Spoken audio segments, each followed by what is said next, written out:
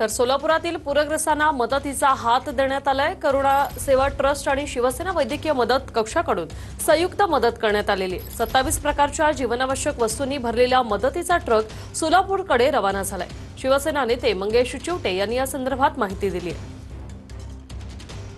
करुणा सेवा ट्रस्ट सारख्या अनेक स्वयंसेवी संस्था देखील आता पुढे आलेल्या आहेत। आमदार प्रकाश सुर्वे साहेब यांच्या उपस्थितीमध्ये आता आपण बघतोय किती क्वालिटीचं या ठिकाणी मटेरियल आहे।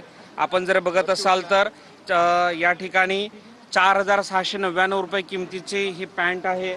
त्याच्यानंतर ही पॅन्ट आपण बघू शकता 2500 रुपयांची आहे।